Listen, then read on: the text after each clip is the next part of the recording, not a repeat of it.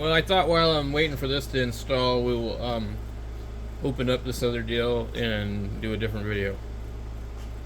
Alright, so I wanted to go through and kind of make like a list, and I'm going to probably make a bigger video on this later, but just a list of things to get started doing DIY projects and fixing old radios and CB radios and stuff like that, amateur radio related,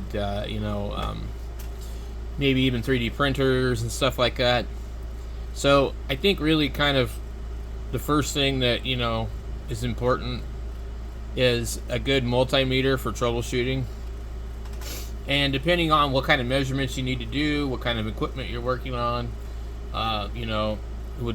there's different ones that will get you by and ones that won't. But there's certain ones that really stand out to me, and then like I'll recommend the ones that I definitely have. So the first thing you want to really kind of pay attention to is how many counts does the meter have. The bare minimum you want a 2000 count, whatever. I don't know that they even make anything that's really necessarily lower than that. And what that means is that we see these digits here. A 2000 count meter, anything above, I guess, maybe, 2 volts will only read a certain amount of digits. It's kind of different from one meter to another, but the idea is like a 10,000 count meter. Let me see if I can find an example of something that looks like that. Well, so here's a 6,000 count. Okay, so you have 6000. Now, if that was 599 or 595, in some cases you'd have another digit over here. If it was also on some of them, if it was 59, like 59 volts, it would get another digit over here.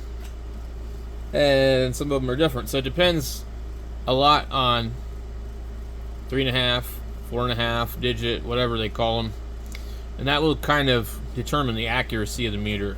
I know I'm not really explaining it very well, and I guess I could probably show you better on a meter, but if I measure a 9-volt battery on a meter, let me see if I can get one over here really quickly. I'll set up 2 different meters.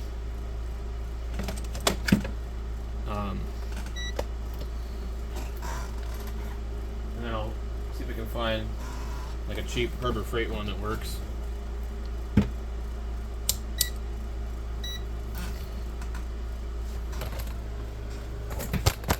So these right here, if I can get the glare to go away, 6,000 and 999. Okay, we measure this battery here on the 6,000 count. Okay, it's going to show us 9.41 volts. But if this was a smaller battery, the 0 in front of the 9 would be in a different place than anything under 6 volts. So if it was a different type of meter, like say 20,000 count, then it would give us another digit. So if we watch this one here, this is basically a 10,000 count meter, but it's not going to read any differently, even though the counts are higher. I need to be out of oscilloscope mode.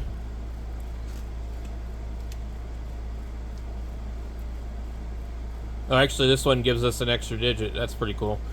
Not all of them are going to do this, but because this is a 999 count, it's reading the extra precision. Let's take another different 9-volt battery.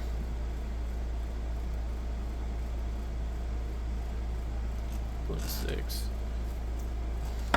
Let's try another one. Okay, so this one would read 12 volts probably a little differently also. Let me grab a 12-volt battery. right here. Okay. So the digit should disappear when we measure 12 volts. See? So if you had a 20,000 count meter, this thing would be reading 13.160. Okay? So a little bit more accuracy. So that's what I'm trying to explain here. They're not all going to be predictably the same as far as like what they're going to do, because like if we looked at the 9-volt batteries on this one, because it's a lesser count, we're definitely not seeing that third digit. But it's there, it's just in the front. So that's as accurate as we get. 941 on that. And what does this one read us?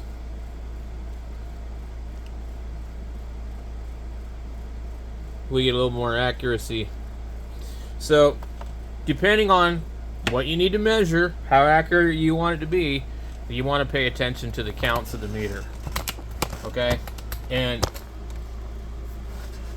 some of these meters might have a really high count on them, and because they're, you know, just cheap crap, that they might not be that accurate anyway.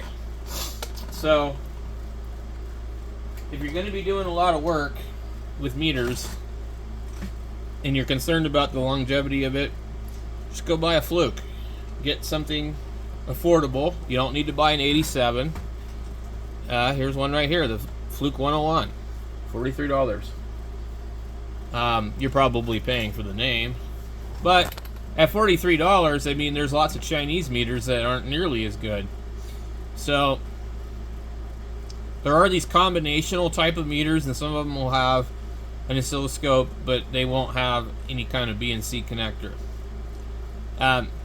Here's a meter that I really kind of like right here, but I haven't tried it. I like to not have 9-volt batteries, and this uses 2 AAAs. We can easily buy those rechargeable or lithium versions on Amazon for dirt cheap. So this meter here is one of the ones that I've read about, and everybody seems to like it. It comes with a very nice case. It's, from what I've heard, it's very nice hard shell type of case. You get your alligator clips that are permanently, I think, on another set of probes. It's 6,000 count. It measures voltage. Another thing, you don't want a meter that combines your AC and DC voltage underneath automatic detection. And the reason why is if you're like in automotive and you want to test for AC leak on the regulator on an alternator, you won't be able to do that because the meter will automatically detect the dominant DC voltage component and it won't show you the AC ripple unless you're dealing with a really expensive meter. So this particular one is very similar to the Thinsd or whatever, 18B. It might be a little hair shorter. It has a rubber case around it, and it's very Fluke 17B plus-ish.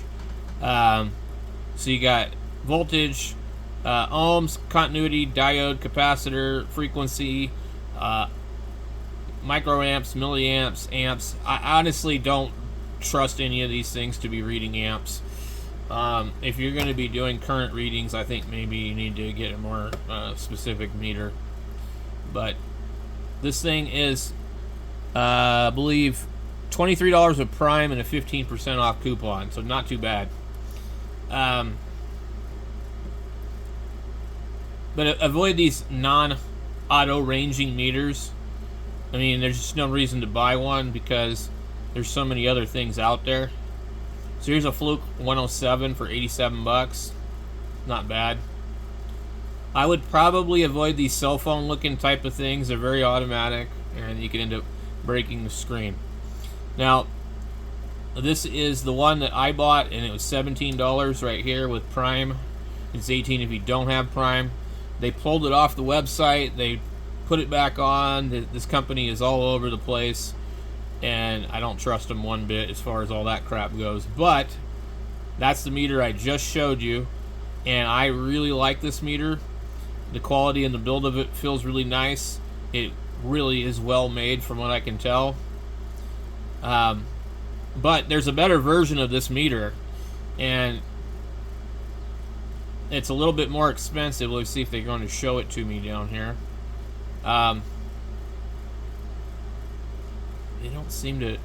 It's really kind of They might have pulled them off again. So they make another meter called the 19B, and it's really only $2 more, and it comes with a case. The other one doesn't come with a case. I think the case looks like a cheap piece of crap, so I wouldn't buy it just to get the case.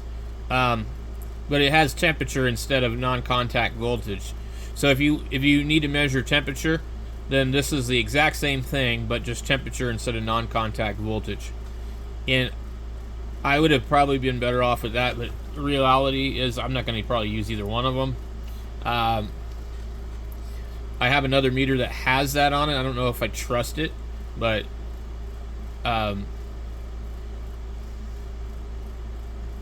so they have, you can't get this one anymore. Here's the 19B. They kind of do a comparison of them.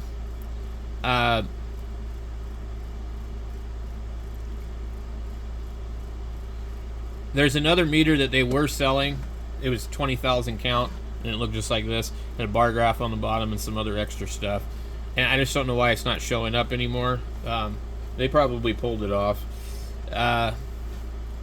Here's a Fluke 17B. This is kind of what this meter is copying. If you look at them, they're right side by side, and you can kind of see that they really do look very similar. You have the button layouts are exactly the same. The general shape of the meter is exactly the same. The shape of the knob is pretty much the same. They've put this little line down here to differentiate it, but I mean, it's a pretty good physical looking copy.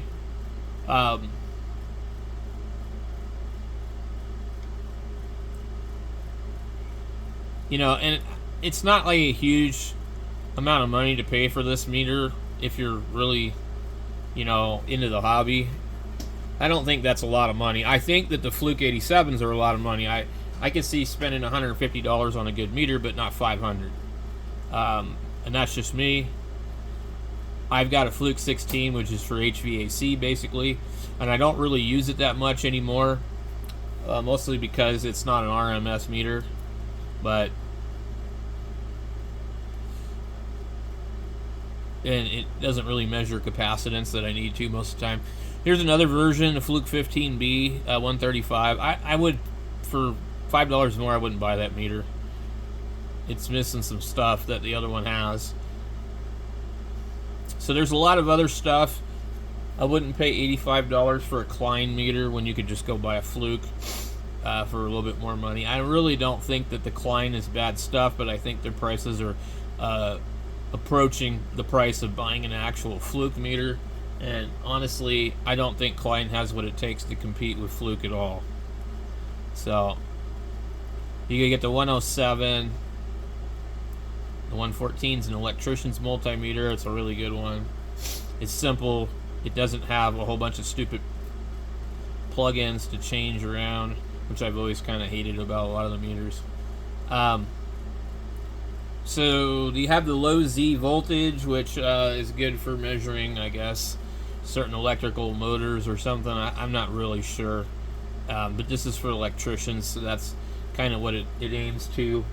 So it's got the low Z, it's got the AC as a priority, and then DC, and then millivolts. It measures millivolts. AC for like probably thermocoupler type of things, and ohms and continuity. It's definitely like, you know, an electrician's meter and not really more. Here's the really nice Fluke. I like these ones. I like how they're laid out. Kind of a cool, interesting look where the case kind of blends into the plug holes. These are still very electrician-like. You can always kind of tell because it'll show AC voltages first, and it always will have the millivolts. But this one has millivolts DC.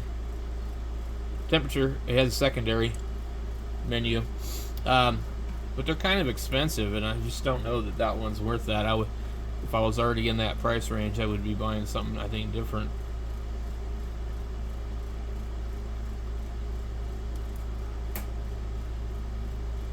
So there's a couple of other meters in here that are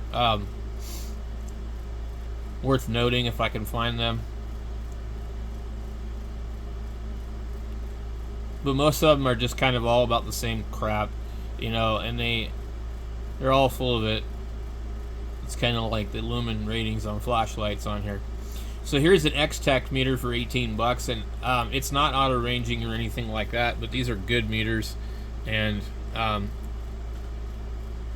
it would get you by. And for 18 bucks, you're buying something that is very well made by a company in the United States. So here's another meter that's kind of okay for $9 with a 5% coupon. It's a handmade tech, and I looked at it, and there's some complaints about it, and people say it's not really an old multimeter, blah, blah, blah. It's $9. It's 6,000 counts. This is going to work for basic stuff.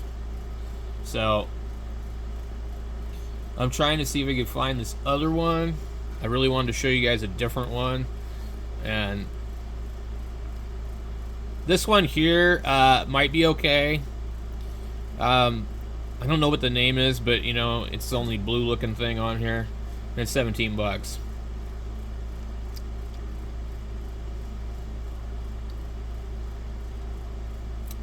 Here's an Eneg meter. I would totally avoid these altogether, and the reason why is they have some grossly misstated things, and the voltage is combined here.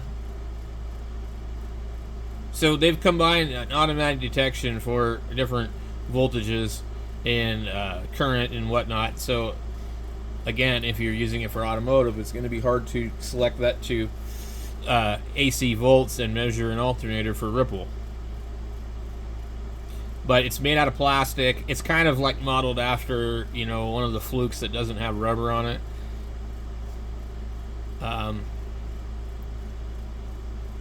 There's a bunch that look like this, and they're kind of modeled after that same shape, but with different interface.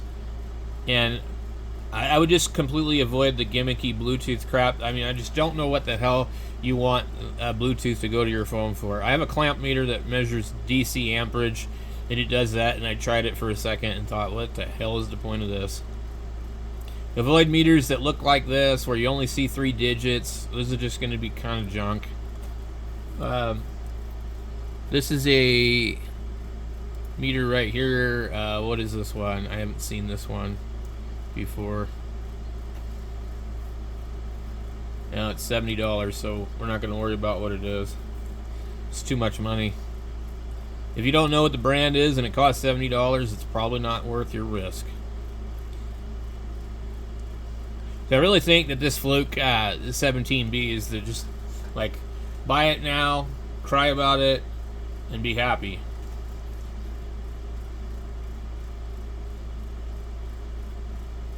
There's some copies that are really expensive.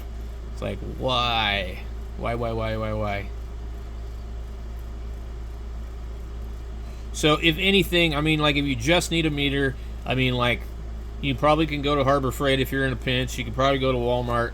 Just don't buy anything that like those ones with the needle on them, you know, little cheap ones.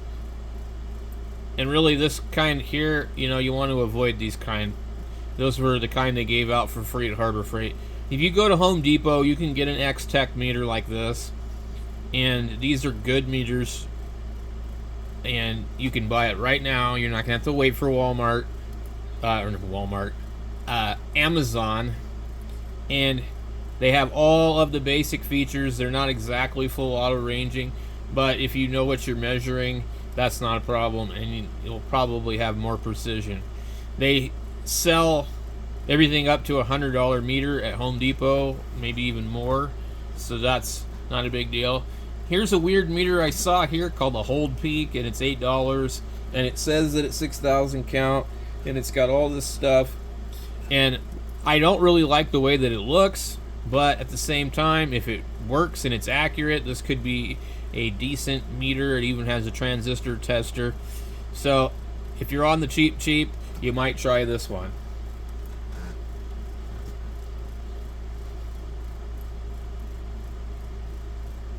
So I'm not seeing the meter that I wanted to show you.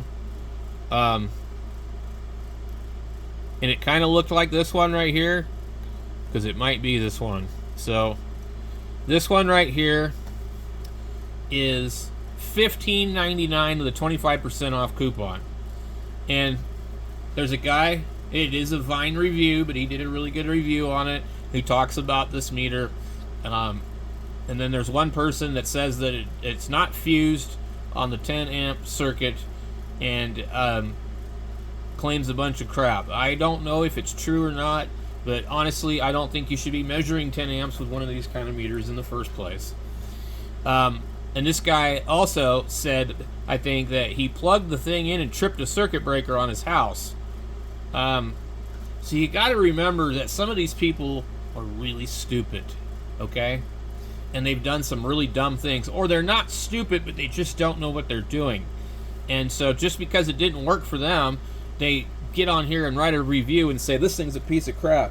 And, you know, I've seen it on lots of different things in life. So this will get you a cheap meter that has all the functions that you're going to need for, I don't know, like $12, $13, whatever it's going to be, with 25% off on $15.99 with tax. So that was one of the ones I wanted to show you guys. I don't know what it's called. A 205A multimeter. There is no brand name on it, I don't think. It's true RMS, Cat 3, 600 volt. You probably shouldn't be measuring anything super high like that on it. So I thought that was really an interesting meter for the price.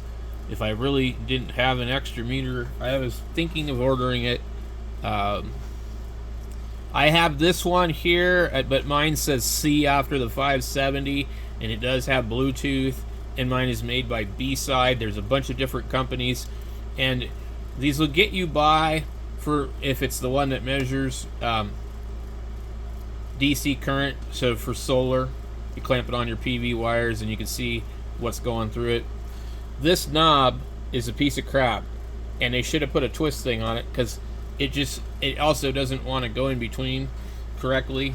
There's not a lot of positive click on the detant, but this is the version of what I have, and this would, something like these will work for you for measuring DC current through a wire. And you need to make sure there is a certain direction that this needs to be. It will give you a different reading.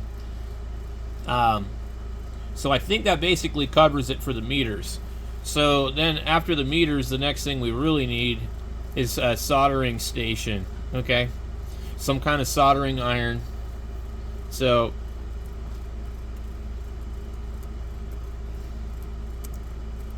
I prefer a soldering station, and I prefer something with temperature control. I have soldering guns too. I definitely recommend you get a big soldering gun if you're going to be doing coax cable. You don't want to be doing it with a torch. If you don't have anything else, that can work. But I've soldered coax connectors with a torch and had it end badly and had to throw out the connectors. So there are many of these types here of this design. And if you watch Amazon on a regular basis, you will see deals, and they're all over the place. The number one soldering iron that I would recommend, that I own, that I use all the time, is this Weller, and I believe mine has a different number after the name. Let's go over here. And this is the one that I own and I use, and you can buy this at Home Depot, okay? You don't need to get it on Amazon. It's 85 watts, 80 watts, 70 watts, something like that. They're made in Mexico, which is actually pretty amazing, and designed and engineered in Germany. And I don't have it hooked up to the power right now, so I'm not going to show you everything on it, but just trust me, this is great. And this is really nice metal. You hear the metal. The other one that I have is this one right here. This is a cheap meter that I was also talking about. They'll work. Some of the old ones went up to 1,000 volts DC. Can you believe that?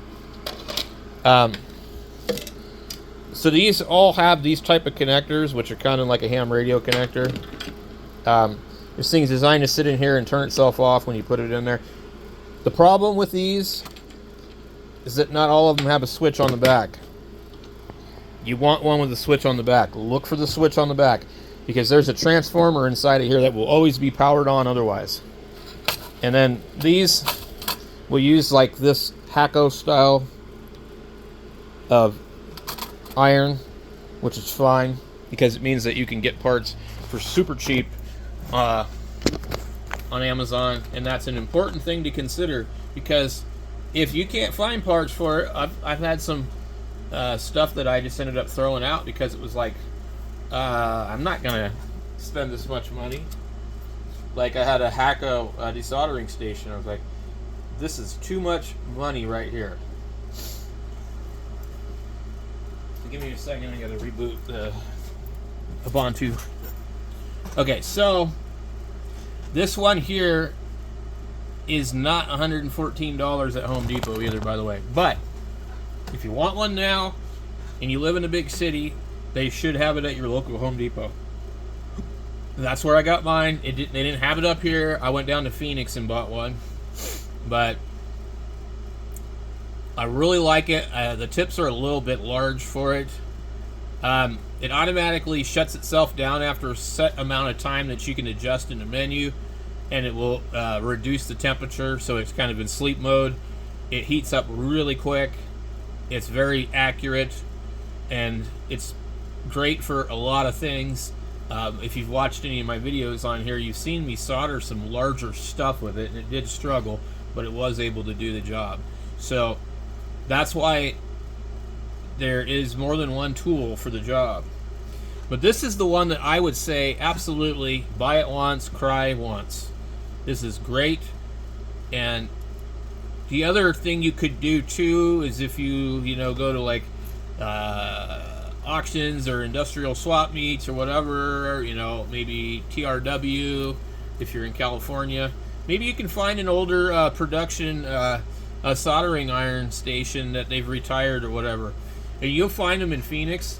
And I've got another one somewhere that my friend Mike gave me, and he had just gotten he bought a whole box of them and sold a bunch of them at the Hamfest, and had ones left over nobody wanted. And but they all came from some industrial thing, and they were all calibrated. They had calibration stickers on. I think this one says no calibration needed, but believe it or not, they calibrate them.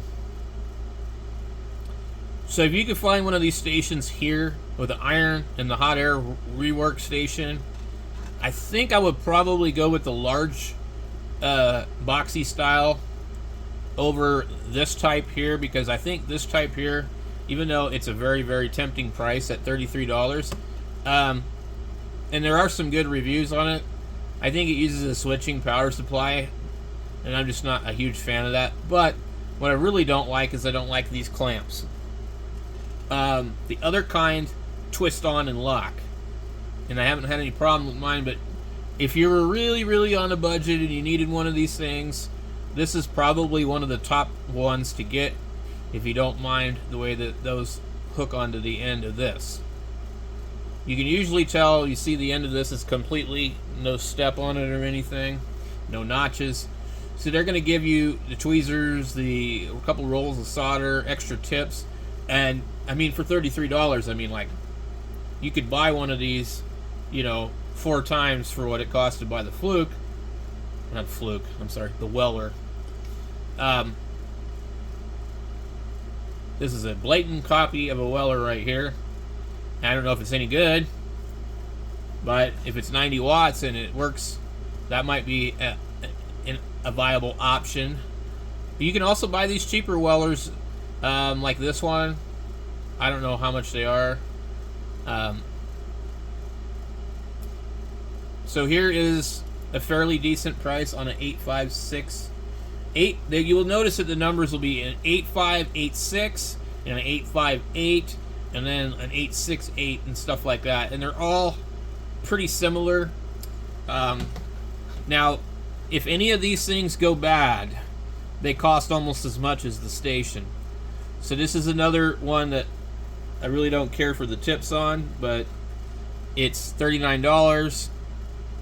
You get everything in here, but it probably doesn't have the switch on the back. It's probably almost identical to the one I have. Now, I don't think they're going to show us the back of it, but they might in their video. So, apparently you have to install the legs on it. Okay, did you see it switch in the back there? I didn't see. I wasn't fast enough. Good Lord.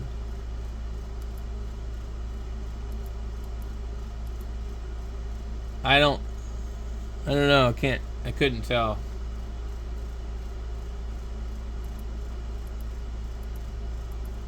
And the problem is that a lot of them aren't going to show you, so you have no idea. I guess if you're very resourceful, you could add your own switch. There's also an issue with some of them. I guess the grounding and the neutral and all that are not like correct. The neutral and the hot are reversed. I would probably avoid a lot of the stuff that looks like this. I just think it's probably just junk. And then I don't know about these kind here. This one here is a kind of neat looking Weller attempt. So this is another version of this where it has dual meters. Some of them have dual meters. This one really doesn't have dual controls though, so I don't know what's up with that. Then a lot of people like these silicone work mats. I personally don't believe in them because they can hold static electricity and damage the components. And I don't just want to get into all that crap. So there's another Weller copy. Now these Yahuas or whatever, the 939, I had an older version. I really wasn't impressed with it. It seemed like it didn't really have any kind of heating power. It was really kind of anemic. And it could have been just something particular about the one I had. I didn't buy it brand new. Here is a DeWalt soldering iron. It go on the 18 volt, 20 volt DeWalt batteries. Kind of neat. I don't know if I'd pay $49 for one.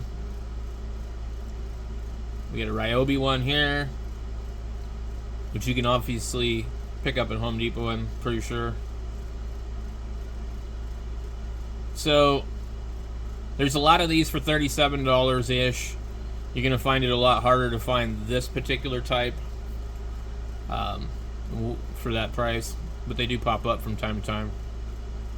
You could go with a cheap, I wouldn't pay $36, but you could go with just a cheap iron, you know, for the basic stuff. I'm not really seeing one on here because we've searched stations. And also you need to figure out, well, okay, what tips are going to fit what, because they don't all interchange. Even between the Wellers, they don't all interchange. I've got a whole bunch of different Weller stuff that doesn't fit each other. So if you don't need to do surface mount stuff, you probably don't need to worry about the hot air rework. But it's really good for basically removing components quickly that have lots of terminals that are surface mount or not surface mount. I definitely like it, but I'm just still learning to use it myself. So can't give you guys a lot of advice on that. Here is the desoldering iron. I don't know if it's any good or not, but these would be really nice to have. It heats up the tip. It's got a hole on the end, and it sucks the solder out. And apparently it has a soldering iron as well. You'll see those on here. I also think that, you know, the hot air rework can desolder probably pretty good too. So you just need to find something that, you know, do the research on it, read the reviews, see if it looks like it's going to be any good, and you know. But if you don't want to take a gamble, just go ahead and order the Weller, and you won't have any problems with your soldering iron. Now, if you need a hot air rework station, I don't have a solution to that for something that you don't have to worry about, because these things definitely burn out from time to time. So you could buy the cheapest one you could find, and there are some that I have seen for $20. Hot air. Let me just look up hot air station. Usually it's called a hot air rework station.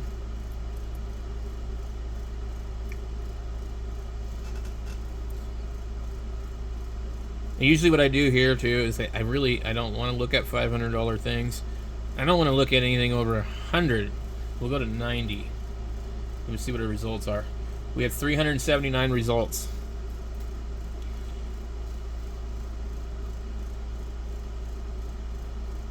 So there are these ones that kind of have like a laptop looking power supply. I think this is the best deal right here though. Other than it not having the tips that I like. It's $39. They're giving you a desoldering tool. They're giving you some tips. I think that's probably a really good deal. Now, you see it says 8586. This says 858. And these ones here will say, I forget what they'll say on them. 8898. So on some of these, the tips and stuff are interchangeable. Here's a $27 one with everything all in the end.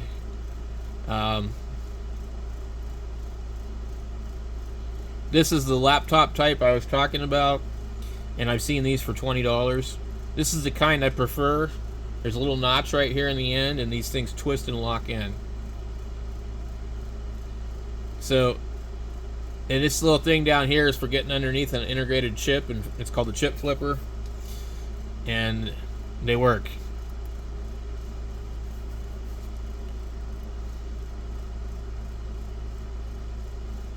Here's just this one here, $36, $37,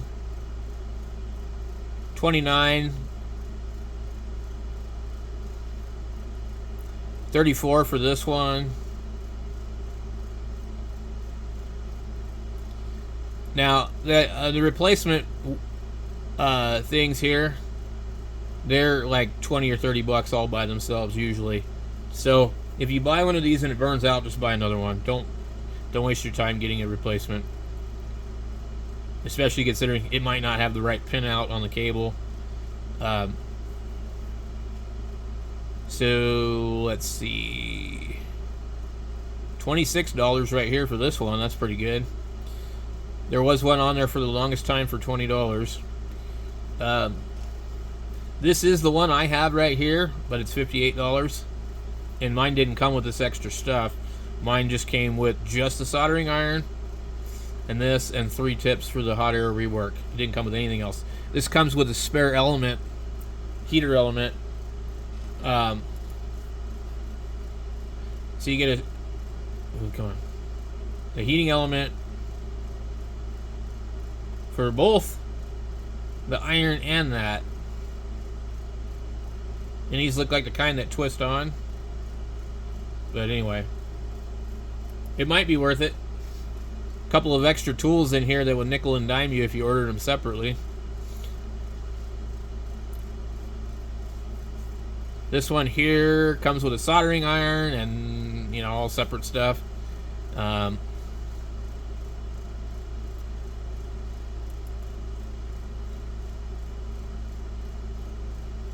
trying to get to the replacement parts here so we can see. I show you guys like actually like they are expensive. Okay, right here, $20 just for that. It says it fits the 858, the 858D, the 8858, the 8586, and the 878. There's a couple of other ones that it won't fit, and for all you know, you could order it and find out it doesn't fit anyway, or it just doesn't even work. So for 26 bucks, you could buy one of these. You could buy a Weller. You know, I mean, there's a bunch of different ways to do it. Here is for $49, dual display, similar to the one I have. This one looks like, I would say this is at an actual decent price. You get some tips, some solder, some tweezers, a desoldering tool that will work a little while. Look like a little bit smaller of a tip there. And adjustable. And so this one, like mine, doesn't have a display for any of the other stuff. There's also, if we look here, we can see Celsius and Fahrenheit. Mine just does Fahrenheit or Celsius only. So Um, yep. This is the actual listing for the one that I bought because nobody wanted to buy it. It was $28 and it showed it like this, so I think everybody thought that all you got was that. And that's what it came with. Nothing else. And these don't have a switch on the back. At least they show you. So that's another thing to consider. Look for the switch on the back, because you can't leave it plugged in. And here's some tips and stuff. You know, if you get into some fancy stuff, you know, they're going to cost you. So, plan ahead. Buy one that has everything you need first. And of course, you're not always going to know what you need. That's another thing too. But so I think we've covered that. Next thing too, if you're going to be doing a surface mount, then you're going to need soldering paste.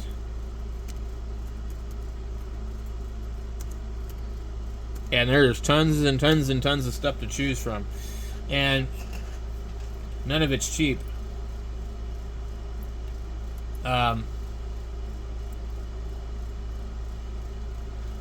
see here. So you get like, I think I ordered one that looked like this.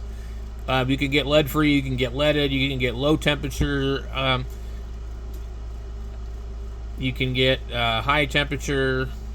This says 138. I accidentally bought that. I really don't want something with that low of a temperature. But the average price for like about 20 to 35 ounces is going to be $9. If you shop around, you will get a little bit more. Or if you buy in bulk, I don't know what these are, a 4-pack, but they're $14. I was told by AI7R that these things do go bad, and don't leave them in your car in Arizona. I wonder how he knows.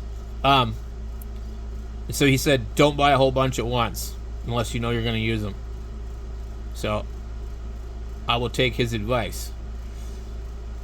There are also liquid paste. There's desoldering braid, which can be very helpful. In the little syringe containers, this is flux paste, and this can be really, really helpful. So that's another thing I'd recommend, but I don't have a particular recommendation on that. So, so then the next thing after that, we've got our meter, we've got our soldering iron, we've got our soldering station, we've got soldering paste. If you want to buy solder wire, buy whatever you want, do the research. I have no particular recommendation. I use lead solder myself. I don't like lead-free solder. If I'm doing something like the pins on a 3-500 tube, I use silver bearing solder because it has a higher melting temperature, and you have to use it for that. There's something else called antimony or something, I can't remember, but anyway. So outside of the soldering paste, we would go next to oscilloscopes and signal generators and other stuff used for troubleshooting. So let's go OSC Oscilla. I just don't want to type it.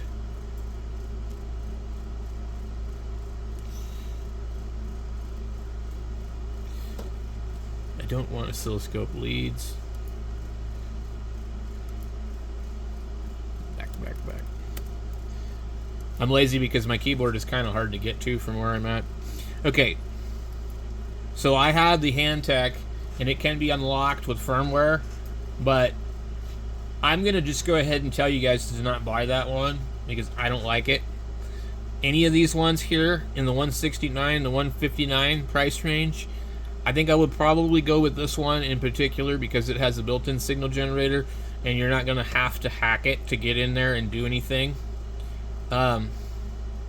It's already there. And these are basically the Finersi brand or whatever. They have the name Yapuk on some of them. Find the cheapest one you can find that looks like this.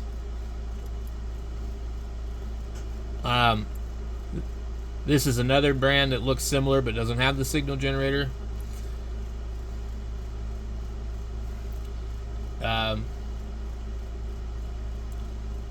I mean, you could spend big money on a Siglent, and that's not even really even a high-end one. Now, that Finersi has these tablet versions, and I've seen them as cheap as like $141. AI7R Dave actually has one, and he likes it. And I don't know what he really uses it on, but he has one, and he likes it. There's a battery in this thing. You also, I think there's a battery in it.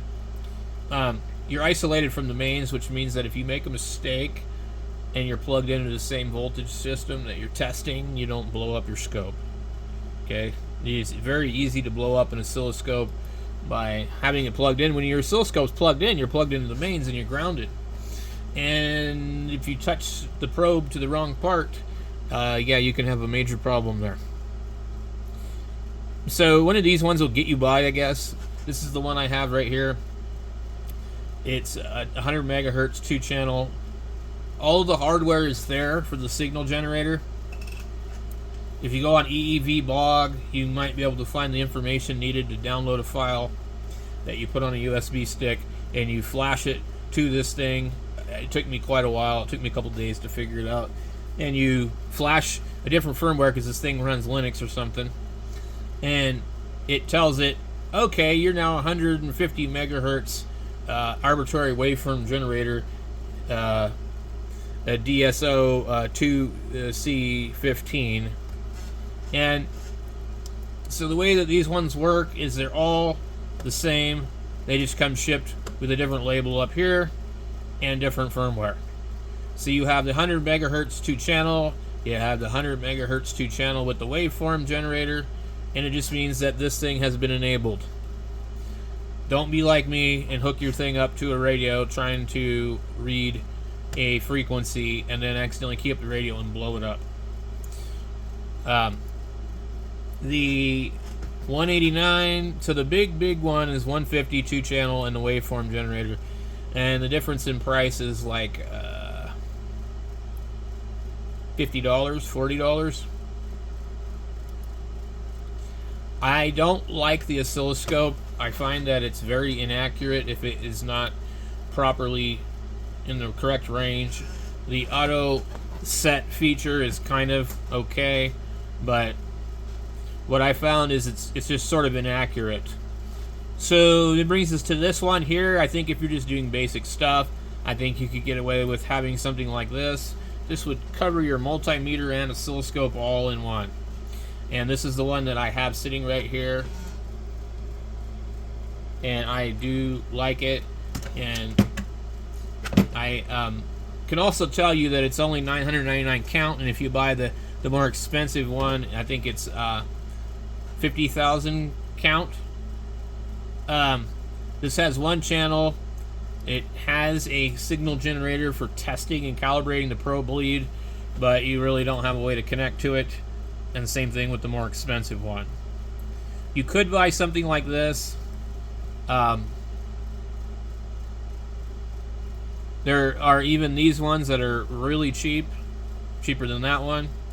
But I think I would probably go with the Finersi 1014D and find it like this one with a coupon, 15% off of 173. You know, ends up being actually a lot of money. There are some other ones like this. I don't know. I think it's kind of cheesy. I really think these ones, because I think they're isolated from the mains. They have a USB charger. I think there's a battery in them. I'm not 100% sure because I haven't really done a lot of investigating on it. Here's a more expensive Handtech that they say is better for $259. I don't know if that's true. You can get one of these here. This would be kind of worth looking at. There's an oscilloscope. There's one of these ultra mega testers on here. It'll test transistors, diodes. It's kind of like a LCR meter. So I think that would be a really good piece to try out. I haven't personally tried it, so I don't know if it's any good or not. So So here's the ZT703. This is the cheapest one I've seen so far, $93. It has 50 megahertz bandwidth. It's by default set at 30. Can't remember the reason why. The signal generator on here only goes to like 1 kilohertz or something silly, or 10 kilohertz. So yeah, it's very basic. Let me see here.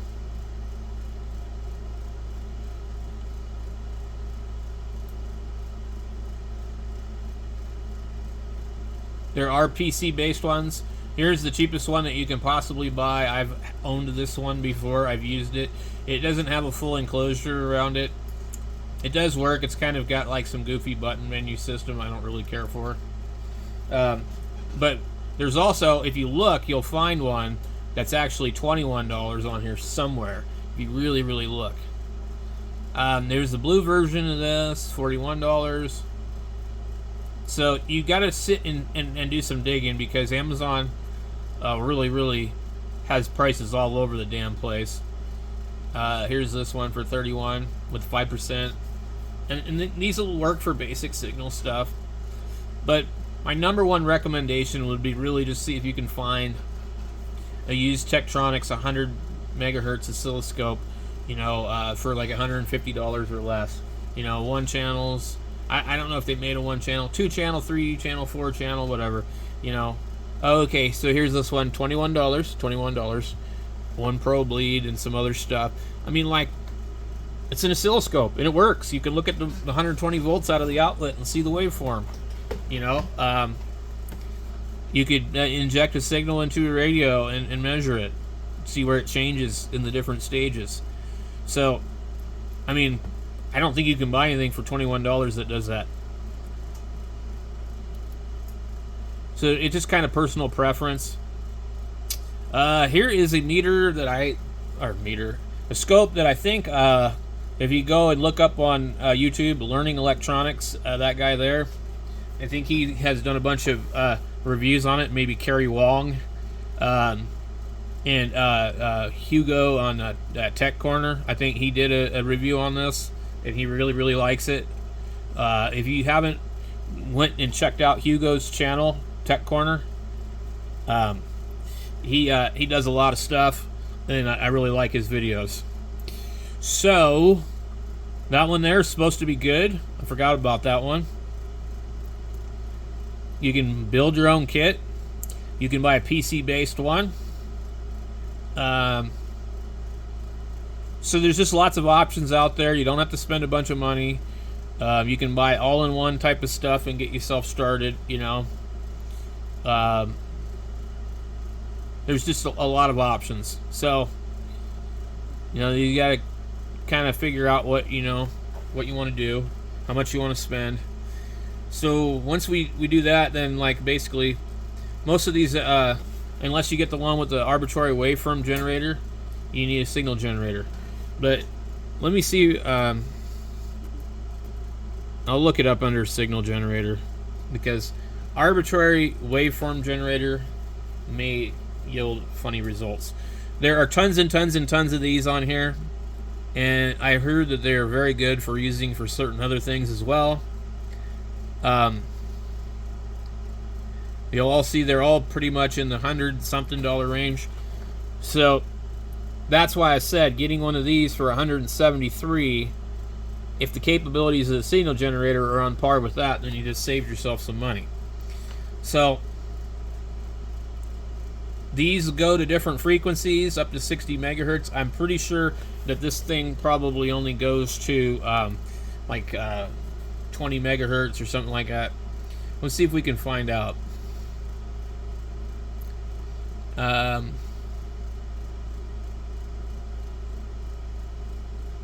Okay.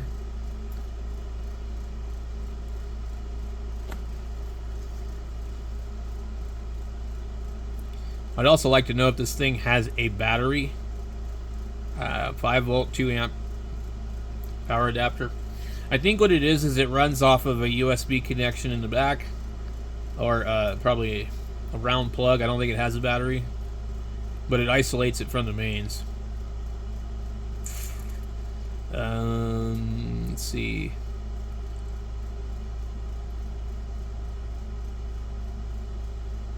Signal generator specifications. 14 standard signals at 2.5 volts peak to peak. Max frequency 10 megahertz. So if you need more than 10 megahertz, you're going to have to buy something else. So that's why I wanted to point that out. Some oscilloscopes will go higher. Here's a $29 one that only goes to 500 kilohertz.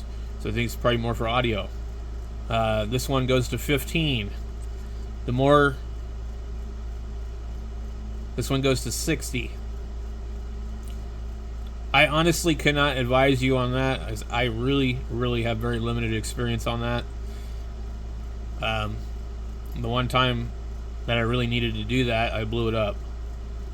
I was working on that TS940, and I was injecting a signal of like 10 megahertz into the antenna jack, and maybe it wasn't even 10 megahertz, but it was on a regular band, and I was trying to pick it up in the receiver to figure out where my signal was dropping out, testing all the relays and attenuator circuits. And I accidentally hit the send button while the radio was in CW, and it smoked the signal generator. 209. Some of these have signal generators too. You're just going to have to do the research and see what it goes to. I like the look of these ones. I think these look kind of cool. Now, does that mean they're any good? I don't know, but you sure beat the old looking ones.